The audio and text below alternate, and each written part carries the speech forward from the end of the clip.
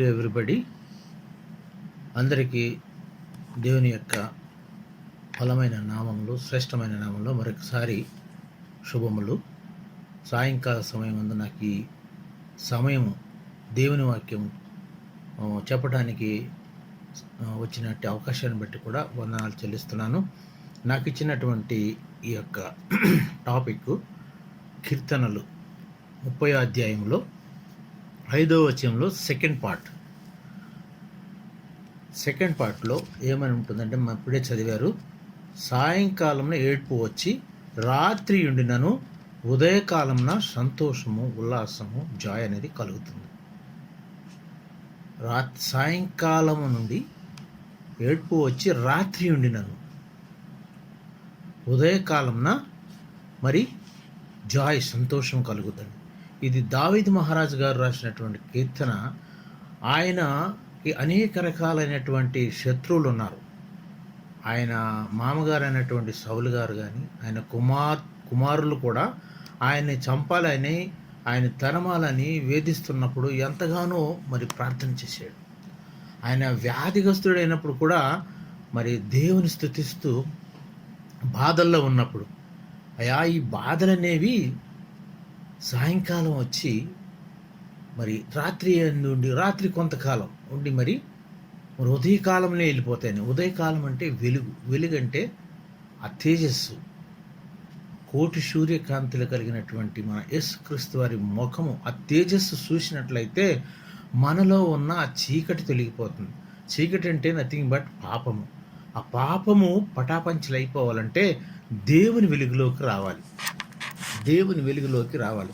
చీకటి కార్యాల్లో మనం ఉండేవాళ్ళం కాదు, మనం చీకటి మనుషులం కాదు. యేసుక్రీస్తు వారిని నమ్ముకున్నాము అంటే మనం వెలుగు సంబంధమని క్లియర్గా రాయబడి ఉన్నది గ్రంథంలో. ఈ యొక్క పాఠ్యం భాగం నుండి మనం కొన్ని అంశాలు నేర్చుకుందాం. చీకటి అనేది ఏంటి, వెలుగు అనేది ఏంటి, చీకటి ఎందుకు వస్తుంది, ఎప్పుడు వస్తుంది, వెలుగు ఎప్పుడు వస్తుంది. చూడండి, మరి దేవుడు మనకి చీకటి తర్వాత వెంటనే వెలిగిచ్చాడు. ఎందుకంటే చీకటిలో నిరంతరం ఉంటే మనం ఉండలేము. అలాగే మనకి దేవుడు అన్ని కూడా కాలాలు ఇచ్చాడు.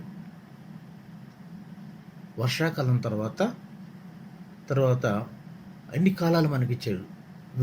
వింటర్ తర్వాత మళ్ళీ సమ్మర్ అని మన కాలాలన్నీ కూడా, ఏ కాలంలో కూడా ఎక్కువ కూడా మనం తట్టుకోలేము. చూడండి, అతిగా వేడి ఉన్నాను మనం తట్టుకోలేము. అందుకని దేవుడు అన్ని కూడా మనం సిద్ధపరిచేసి కాలాలను ఎలా నియమించారో అట్లాగే రాత్రి పగళ్ళు కూడా. ఇక్కడ ఈయన దావీదు గారు చెప్పేది ఏంటంటే, ఈయన బాధల్లో ఉన్నప్పుడు, ఈయన దేవునిని మొరపెట్టుకున్నప్పుడు, దేవుని అడిగినప్పుడు ఆయన దయా గుణములు కలవాడు. ఇందులో ఉన్న 12 వాక్యాలు ఆణిముత్యాలు లాంటివి. ఇందులో కొన్ని వాక్యాల్లో దేవుని యొక్క సుగుణాల గురించి చెప్తుంది. చూడండి, ఇదే 5వ వచనంలో ముందుంటుంది, ఆయన కోపము నిమిషమాత్రం, క్షణమాత్రం, ఆయన ఆశీర్వాదము దయా ఆయుష్కాలం ఉంటుందంట. చూడండి, ఆయన క్షణమాత్రం అన్నాడే, ఆ క్షణంలో ఆయన నాశనం చేయాలంటే చేసేయగలడు. ఆయన ఒక క్షణం పట్టదు ఆయన. కానీ ఆయన యొక్క దయ, ఆయన యొక్క ఆయుష్కాలం ఉంటుంది, ఆయన కృప, ఆయన ఆశీర్వాదం. చూడండి, మరి అలాంటి దేవుణ్ణి మనం కలిగి ఉన్నాం. మనము చీకటి అంటే పాపం అనేది ఉన్నదా, దాన్ని కడుక్కుందామా? ఎక్కడ? దేవుని యొక్క వెలుగులో. ఈ యొక్క వెలుగు సూర్యుడు ఎవరండి మరి? నీతి సూర్యుడు మన దేవుడు. ఆయన తేజస్సు చూడండి. మోషే అంతటి వాడే అడుగుతాడు, అయ్యా నేను చూడొచ్చండి, నువ్వు చూడలేవు నాయనా, నేను వెళుతుండగా వెనక భాగమును చూడమంటాడు. అంత తేజస్సు అయింది. ఉదయకాలం లేచి ఆయన తలుసుకుని, ఆయన ఆరాధిస్తూ, ఆయన ముఖం చూస్తే మన బాధలన్నీ కూడా పటాపంచలైపోతాయి. చూడండి, ఒకవేళ సాయంకాలం నుండి రాత్రి వరకు ఉందనుకోండి, అది ఒక మన గెస్ట్ లాగా కొంతకాలం ఉంటుంది. బాధ కానీ, వేదన కానీ, ఆందోళన కానీ, మరి దుఃఖము కానీ, ఇలాంటివి ఉన్నాయి. కానీ ఉదయకాలంనే దేవుని వెలుగులో అవన్నీ పారిపోతాయండి. ఆనందం వస్తుంది, వెలుగులో సంతోషం వస్తుంది, ఉల్లాసం, ఉత్సాహము వెల్లుగుపుతూ వస్తాయి. అందుకనే మనం ఆ ఉదయకాలం రావాలని ఎదురు చూస్తూ ఉంటాం. చూడండి, అట్టి మాటలు కొన్ని మనం చూద్దాం. అట్లాగే మన ఆదికాండంలో చూస్తే కొంతమంది బాధపడ్డారు. చూడండి, ఏసేవు ఉన్నాడు, యాకోబు. యాకోబు యొక్క అన్నగారు. ఆయన జ్యేష్ఠత్వం పోగొట్టుకున్నాడు. కొంచెం తొందరపాటు, క్షణమాత్రము ఆకలిని తట్టుకోలేక తర్వాత బాధపడతాడు. తండ్రి దగ్గరికి వెళ్ళి అడుగుతాడు, అయ్యా నాకేమైనా ఆశీర్వాదాలు మిగిలి ఉన్నాయా అంటే, చూడండి మరి మిగిలి అయినా కానీ ఆ దుఃఖకాలం ఎంతో కాలం ఉండదు ఆయనకి. పోయి తర్వాత ఆశీర్వదించబడతాడు. అదేవిధంగా ఆయన తమ్ముడైనటువంటి యాకోబు కూడాను మరి ఎన్నో బాధలు పడ్డాడు. దుఃఖ దినాలు ఉన్నాయి, శ్రమ దినాలు ఉన్నాయి. వాటన్నిటిని అధిగమిస్తూ వస్తాడు. ఒక్కసారి చూద్దామని ఆదికాండం 32:23 వచనం నుంచి 26 వరకు. ఆదికాండము 32:22. ఆ రాత్రి అతడు లేచి తన 2 భార్యలను తన 2 దాసులను 11 మంది పిల్లలను తీసుకొని యబ్బోకు రేవు దాటిపోయాను. యబ్బోకు రేవు అది ఫేమస్ అండి. యబ్బోకు రేవు దాటిపోయి యాకోబు వారిని తీసుకొని ఆ ఏరు దాటించి కలిగినదంతయు పంపివేసి. ఎవరికి పంపించాడు? అన్నకి కలిగినదంతయు. ఎంత సంపాదించాడు? ఎన్నో ఆస్తులు, మరి భార్యలు బిడ్డలు ఉన్నా కానీ ఒంటరితనం వచ్చేసింది. ఒంటరితనం వచ్చేసిందంటే ఒక మంచి రాస్తారు లోన్లీనెస్ గురించి. Loneliness is very dangerous. ఒంటరితనం ఉన్నప్పుడు భయంతో అక్కడ యబ్బోకు రేవు దగ్గర ఆయన ఉంటాడు. అప్పుడు మిగిలిపోయాను. ఒక నరుడు తెల్లవారు వరకు అతనితో ఎవరితో? దేవునితో పెనుగులాడి తాను అతను గెలవకుండుట చూసి కడగూటి మీద అతన్ని కొట్టెను. అప్పుడు అతడు అతనితో పెనుగులాడట వలన యాకోబు తొడ గూడు వసిలేను. తర్వాత చూడండి, ఆయన తెల్లవారుచున్నది కనుక నన్ను పోనిమ్మనగా. చూడండి, తెల్లవారుచున్నది కనుక నన్ను పోనిమ్మనెను. ఎందుకండి? రాత్రంతను బాధతో, పెనుగులాటతో, కష్టంతో, వేదనతో, ఒంటరితనంతో ప్రార్థన చేశాడు. మరి దేవునితోనూ మానవునితోని పోరాడి గెలిచిన వ్యక్తి ఇతను ఒక్కడే, యాకోబు. రాత్రంతా పెనుగులాడాడు, పోరాడాడు. దేవుడు కూడా గెలవాలంటే గెలవచ్చు. దేవుడు పోట్లాడేటప్పుడు ఎంత అంటే ఎదుటి వ్యక్తికి ఎంత సామర్థ్యం, ఎంత బలము, ఎంత ఎనర్జీ ఉందో అంతే బలంతో పోట్లాడాడు. చివరికి ఆయన తొడగూటి మీద కొట్టాడు. తర్వాత ఆయనకు తెలుసుది. అప్పుడు ఏమంటాడు? నన్ను పోనీయమంటే తెల్లవారుచున్నది నన్ను పోనిమ్మనగా అతడు నీవు నన్ను ఆశీర్వదించితేనే గాని నిన్ను పోనీయనని. చూడండి, నీవు నన్ను దీవించే వరకు నిన్ను నేను పోనీ అని తెలుసుకున్నాడు. ఎవరో కాదు ఈయనని. తెల్లవారుతున్న ఆయన జీవితంలోనికి వెలుగు, ఆయన జీవితంలోని కష్టాలని పోయి సుఖాలు వస్తాయి. అందుకని ఆయన్ని నన్ను పోనీమని అన్నప్పుడు నన్ను నీవు దీవించే వరకు నిన్ను నేను వదలను అంటాడు యాకోబు. అప్పుడు చూడండి, అప్పుడు నీ పేరేమని అడిగితే ఏం చెప్తాడు? యాకోబు అంటే ఏంటండి? మోసగాడని. అయ్యా నువ్వు ఇక్కడ నుంచి మరి నరుతోను దేవునితోనూ పోరాడి గెలిచినవాడు గనక ఇక్కడ నుండి నువ్వు యాకోబు కాదు, ఇశ్రాయేలు అని పిలువబడుతుంది. ఇశ్రాయేల్ అంటే మనకు తెలుసు, ఎంతో మంది లక్షల మందికి మరి ఈయన తండ్రిగా అవుతాడు. చూడండి, రాత్రంతా పెనుగులాడినా కానీ, ఒంటరితనం ఉన్నా కానీ, భయంతో ఉన్నా కానీ, తెల్లవారుతుండగా మరి ఆయనకి సంతోషం వచ్చింది, ఆయనకి ఎంతో ఆనందం వచ్చింది, ఆయన దీవెన వచ్చేసింది. చూడండి, మరి ఇక్కడ నుండి నీవు యాకోబు అని పిలువబడవు, ఇశ్రాయేల్ అని పిలువబడతావు. చూడండి ఎంత మంచి మాట్లాడి. ఈ విధంగా ఇంకా ముందుకెళితే మనం యాకోబు కూడాను దేవునికి సైతానికి ఒక పంతం వచ్చినప్పుడు మరి యాకోబుని ఎన్నుకుంటాడు. మరి సైతాన్ ఎన్నో బాధలు పెడతాడు. అప్పుడు ఎన్ని బాధలండి, కష్టాలంటే ఆయన చూడండి, చిల్ల పెంకి తీసుకుని గోనిపట్ట కట్టుకుని ఏబు గారు మరి చిల్ల పెంకి తీసుకుని గోక్కుంటా ఉంటాడు. ఆయన భార్య వచ్చి కూడా ఆయన్ని అయ్యా దేవుని దూషించి చనిపోరాదా అంటారు. మరి ఏబు యొక్క భక్తి చూడండి, ఏబు ఎన్ని కష్టాలు పడ్డాడంటే ఆ కష్టాల నుంచి ఆయన గట్టెక్కడానికి ఎంత ఓర్పు, ఎంత సహనం. ఇక్కడ చూడండి, కష్టాలకి, బాధలకి, ఇబ్బందులకి అప్పుడు ఏం కట్టుకునేవాళ్ళు? గోనెపట్ట కట్టుకునేవాళ్ళు. అది మనకి రక్షణ వచ్చి సంతోష వస్త్రం అని ఉంటుంది. ఇవన్నీ పోయినప్పుడు మరి సంతోష వస్త్రం ఆయన ఎంతగానో రెట్టింపు ఆశీర్వాదం పొందారు ఏబు గారు. ఏబు 42:12 నుంచి చూస్తే కొన్ని వచనాలు, తర్వాత ఆయన 140 సంవత్సరాలు జీవించి కుమారులు, కుమార్తెలు, మనవరాండ్రును చూసి మరి అన్నీ అనుభవించి చనిపోయాడు. అంతక్రితం ఎన్ని బాధలు పడ్డాడు, ఆయన స్నేహితులు కూడా వస్తారు, ఎవరు సహాయం చేయరు.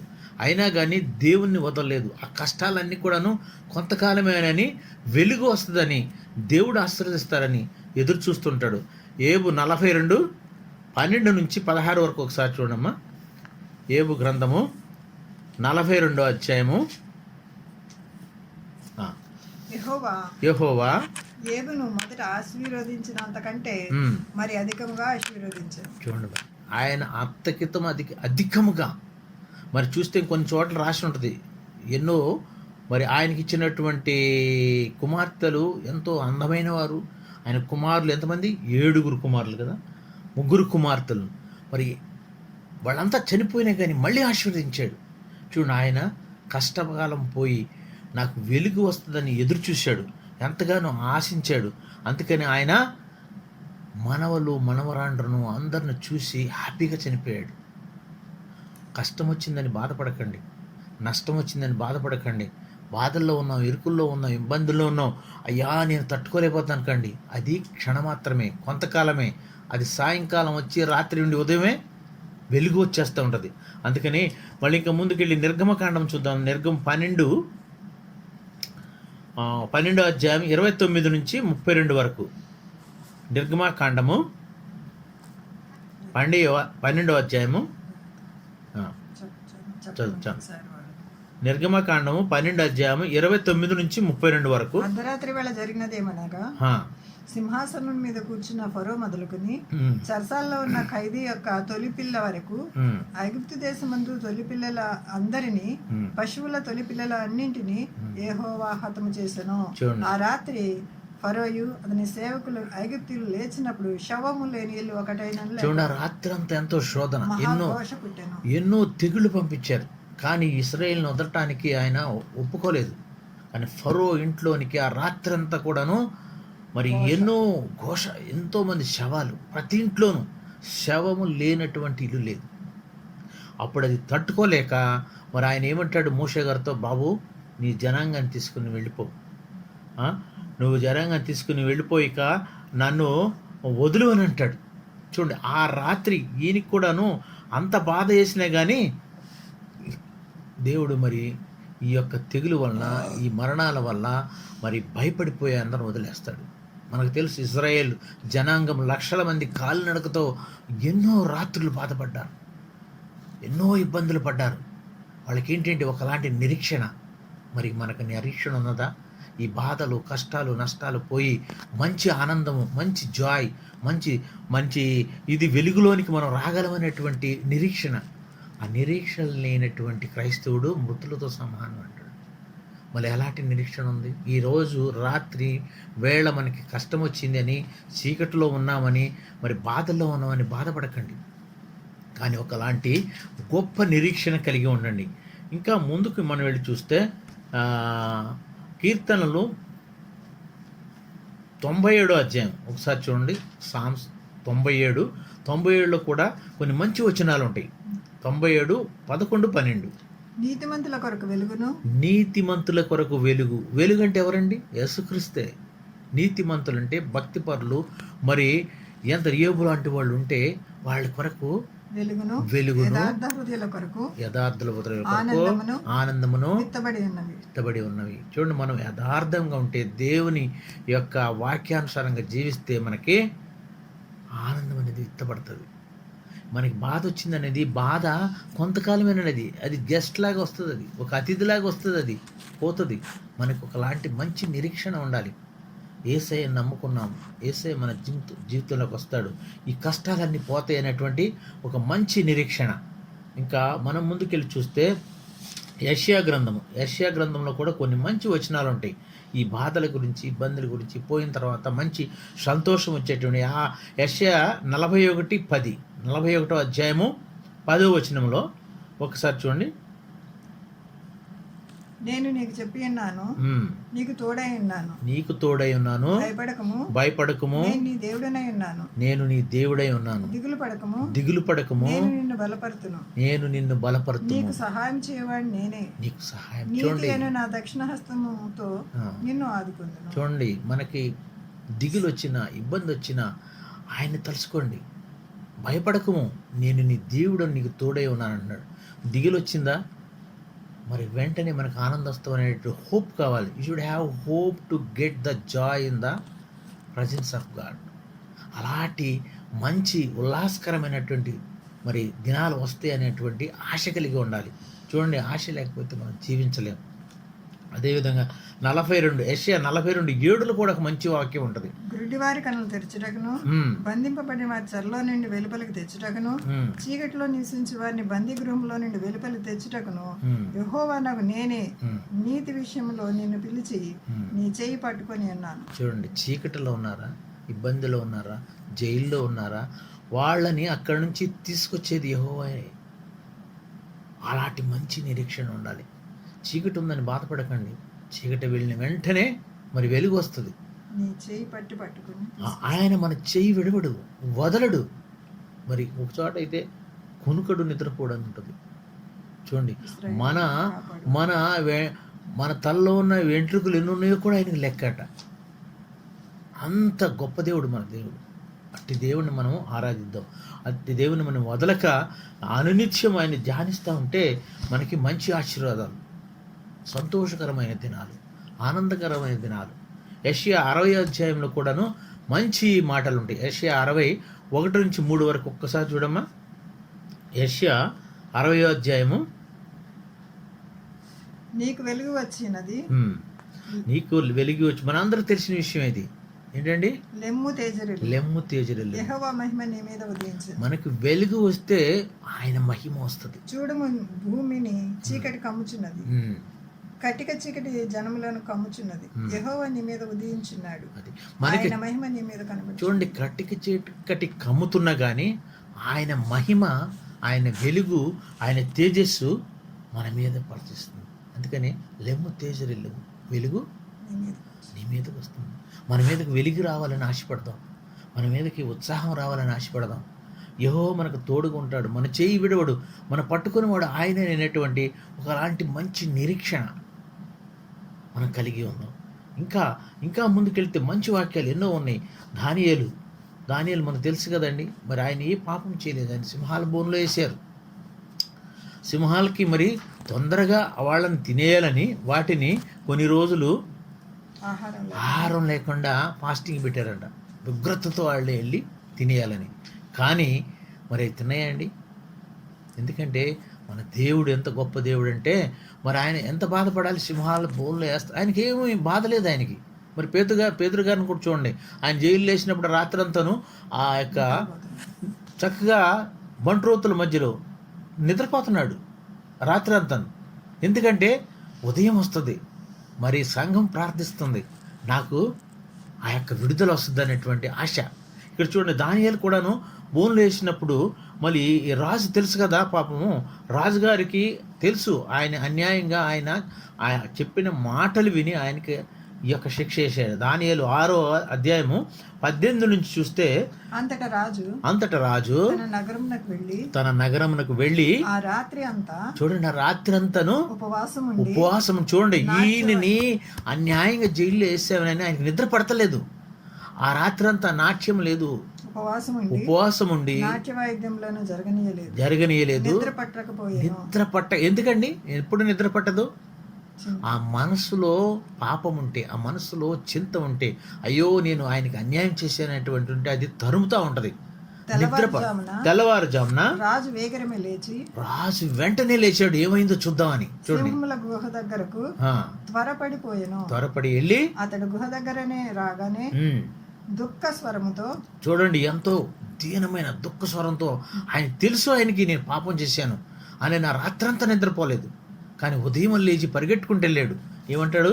దానియేలుని పిలిచి జీవము గల దేవుని సేవకుడైన దానియేలు, చూడు ఏమని అంటాడు ఆయన, జీవము గల దేవుడైన సేవకుడైన ఆయన చెప్తున్నాడు, నిత్యము నీవు సేవించున్న నీ దేవుడు నిన్ను రక్షింపగలిగినా అని అతన్ని అడిగాను. అందుకు దానియేలు, రాజు చిరకాలము జీవించు. చూడండి, ఎన్ని బాధలు ఉన్నా గానీ ఆయన ఏమంటున్నాడు? నేను ఎదురుకిచ్చాడా? ఆయన రాజు చిరకాలము జీవించిన గాక, నేను నా దేవుని దృష్టికి నిర్దోషిగా కనబడితేనే గనుక ఆయన తన దూతను పంపించి సింహములు నాకు ఏ హాని చేయకుండా వాటి నోళ్లు మూయించను. రాజా, నీ దృష్టికి నేను నేరం చేసిన వాడిని కాను కాను కదా కదా అనేను. అని ఇప్పుడు చూడ అప్పుడు ఈయన ఒక నిబంధన తీసుకొస్తాడు. జీవము గల దేవుడైనటువంటి దానియేలు దేవుడైనటువంటి ఈయననే మనం అందరం కూడా రాజు గూర్చి ఉమ్, అతి సంతోషభరితుడై ఉమ్. దానియేలును గుహంలో చూడండి, ఆ రాత్రి అంతా ఎంతో దుఃఖక్రాంతుడయ్యాడు. తెల్లవారుజామున సంతోషభరితం వచ్చేసింది, సంతోషం ఆయనకి. దానియేలును గుహలో నుండి పైకి తీయడానికి ఆజ్ఞాపించి ఆజ్ఞాపించి ఆ దేశం అంతట కూడాను ఆజ్ఞ పంపించాడు. ఏమని? దానియేలు జీవము గల దేవుడైనటువంటి యెహోవానే దానియేలు దేవుణ్ణి అందరూ దానియేలు యొక్క దేవునికి భయపడుచు ఆయన సముఖమున వణకుచుండవలెను. ఆయనే జీవముగల దేవుడు, ఆయనే ఆయనే యుగయుగములు ఉండేవాడు. యుగ యుగముల దేవుడు. ఆయన రాజ్యం నాశనము కానేరదు, అవును. ఆయన ఆధిపత్యం తుదముట్టుకుండును. చూడండి ఎంత మంచి ఆయన ఆయన రక్షణ వచ్చింది. విడిపించువాడును రక్షించువాడునయుండి పరమందును భూమి మీదను సూచక్రియలను ఆశ్చర్యకారము చేయవాడు. చూడండి, ఆయన దుఃఖాక్రాంతుడైనటువంటి రాజుగారు ఆ రాత్రి నిద్ర పట్టక పొద్దున్నే లేచి ఉదయకాలం వెళ్ళి తెలుసుకుంటాడు. తెలుసుకుని జీవము గల దేవుని యొక్క భక్తుడు నీతిమంతుడని తెలుసుకుని ఆయన కూడా మారిపోతాడు. ఆయనే కదండి, ఆ దేశంలో ఉన్న వాళ్ళందరూ కూడా మారిపోవాలని రాజాజ్ఞ పంపిస్తాడు. ఆయన అంతా మరి మంచి గొప్ప మరి భక్తుడు అనమాట దానియేలు. చూడు, వాళ్ళకి భయం లేదండి రాత్రి అని ఏదన్నా కానీ. ఎందుకంటే వాళ్ళకి ధైర్యము, నిరీక్షణ, జీవము గల దేవుడు, మరి జీవాధిపతి అయిన దేవుడు మనకు తోడున్నాడని అలాంటి ధైర్యం. చూడండి, కొంచెం ధైర్యం ఉంటే ఎంతో గొప్ప విజయాలు ఇందులో కూడా రాసి ఉంటాయి. మరి మంచి వాక్యాలు ఇందులో కూడా మన దగ్గర మన ఓల్డ్ టెస్టిమెంట్లో చూస్తే ఒక చిన్న వాక్యం మటుకు నేను ఒకసారి విన్నాను. ఒక పాస్టర్ గారు చెప్తారు, చిన్న ధైర్యము గొప్ప విజయం. అలాగే ఇంకా ముందుకు వెళ్దామండి. ఇంకా లూకా 5వ అధ్యాయము 5 నుంచి 9 వచనాలు. లూకా 5వ అధ్యాయము సీమోను ఏలినవాడా.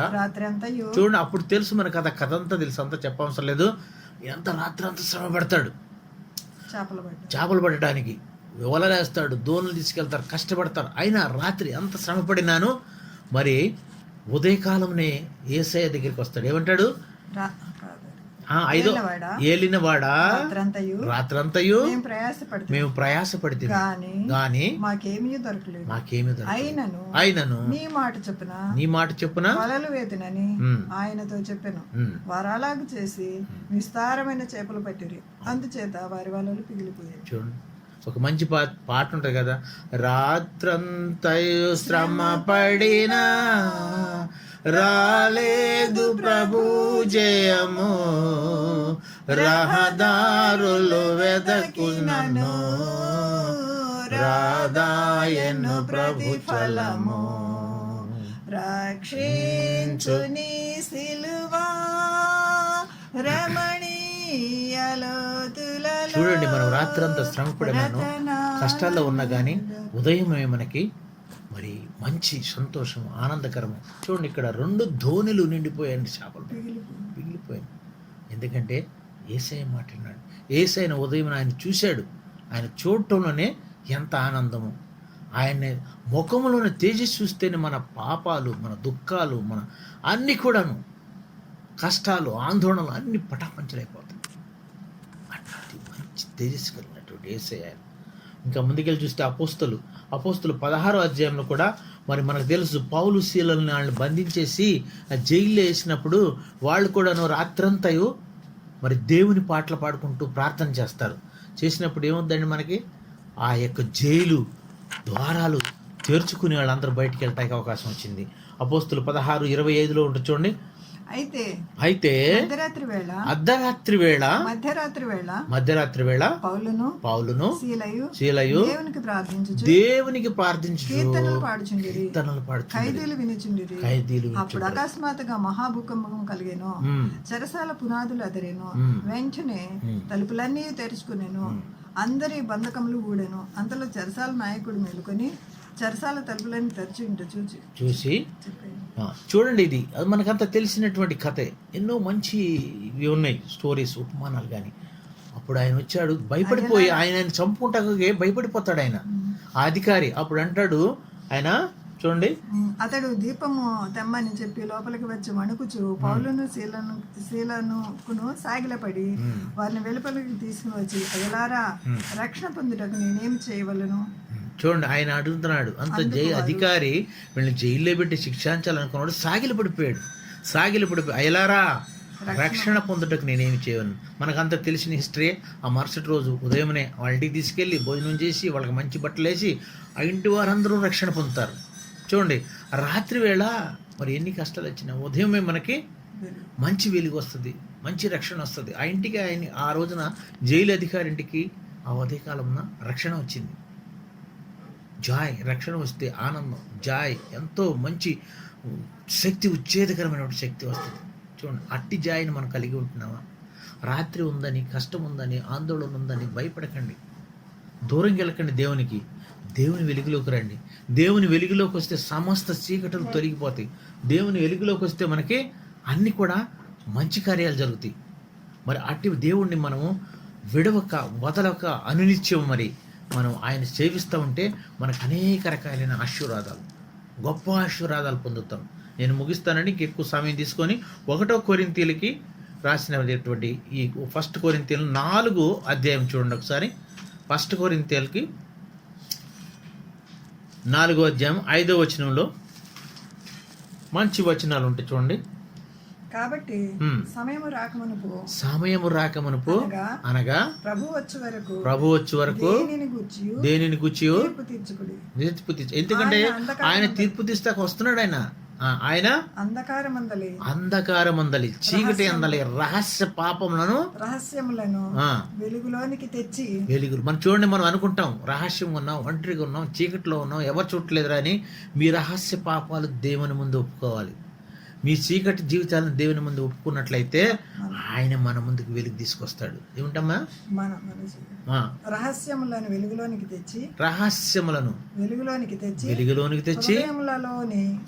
ఆలోచనలను బయలుపరిచినప్పుడు ప్రతి వానికి తగిన మెప్పు దేవుని వలన కలుగును. చూడండి, దిగులు పోయి, రహస్య పాపాలు పోయి, మెప్పు, ఉపకారం, దీవెనలు ఎంతగానో కలుగుతాయి.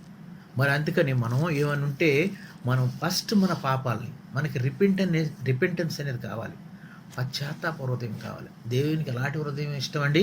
విరిగి నలిగినటువంటి హృదయం. మన పాపంలో హృదయంలో పెట్టుకోకండి. రహస్య పాపాలు ఉన్నాయా, చీకటి జీవితం ఉన్నదా, అది దేవుని సన్నిధిలో కన్నిటితో అడగండి. ఎందుకంటే మన దేవుడు దయగల దేవుడు. మన దేవుడు మనం క్షమించే దేవుడు. ఎట్టి పాపినైనా సరే మనం క్షమిస్తాకే ఆయన రెడీగా ఉన్నాడు అని ముగిస్తానికి. లాస్ట్ 1 తెస్సలోనికీ చూడము ఒకసారి. 1 తెస్సలోనికీ 5వ అధ్యాయం 4 నుంచి 10 వరకు ఒకసారి చూడండి. సహోదరులారా, ఆ దినము దొంగవలె మీ మీదకి వచ్చే వరకు మీరు చీకటిలో ఉన్నవారు కారు. తర్వాత చూడండి, మీరందరూ వెలుగు సంబంధులు. చూడండి, మనం అందరం ఎవరండి? వెలుగు సంబంధం. చీకటిలో ఉన్నవారం కాదు, వెలుగు సంబంధులము. పగటి సంబంధులు. వెలుగులో ఉన్నవారు అంటే వెలుగు సంబంధం అంటే ఎవరండి? క్రీస్తు సంబంధం. మనము రాత్రివారం కాదు, పాపటి వారం కాదు, చీకటి వారం కాదు, వెలుగు సంబంధులు. కావున ఇతరుల వలె నిద్రపోక మెలకువగా ఉండి మత్తులు కాక ఉందము. చూడండి, నిద్రపోవారు నిద్రపోదు. అన్ని కాదు కానండి, ఒక్క మాట చెప్తాను నేను. మన దేవుడు వెలుగు సంబంధి. మనమందరం ఆయన నమ్ముకున్నాం కాబట్టి ఆయన కోటి సూర్యకాంతులు కలిగినటువంటి తేజోమయుడు. అట్టి తేజోమయని బిడ్డలమైనందుకు మనం అందరం వెలుగు సంబంధులం, చీకటి సంబంధులం కాదు, పాప సంబంధులం కాదు, చీకటిలో ఉండలేదు. మన యొక్క వెలుగు ఇతరులు చూడాలండి. ఇతరులు బైబిల్ తెలియపోయినా, ఇతరులకు బైబిల్ చదివే అవకాశం లేకపోయినా, వెలుగు సంబంధమైనటువంటి క్రైస్తవ బిడ్డల యొక్క తేజోమయమైనటువంటి ఆ ఫేస్ చూసి, ఇదిగో ఈ బిడ్డల ముఖంలో ఒక గొప్ప తేజస్సు ఉంది. ఇది ఎందువలన వచ్చింది? ఎందుకంటే వీరు క్రీస్తును పోలిన వారు, క్రీస్తు బిడ్డలై ఉన్నారు, వెలుగు సంబంధులు. అందుకనే వీరిలో ఈ యొక్క గొప్ప తేజస్సు వచ్చింది. ఎందుకనగా వీరిలో నుండి వీరిని నడిపిస్తున్నది వెలుగు సంబంధం అయినటువంటి యేసుక్రీస్తు వారు. మన ముఖ కవళికలను చూసైనా మారగలరు. మరి దేవుని వాక్యమును మరి ఫాలో అవుతూ చీకటిని వదిలిపెట్టేసి పాపాలను వదిలేసేసి వెలుగు సంబంధులుగా మనం జీవించాలంటే బద్ధకస్తులుగా ఉండక అనుదినము దేవుని వాక్యం పఠిస్తూ మరి దేవుని వెలుగులో ముందుకు నడుద్దాం.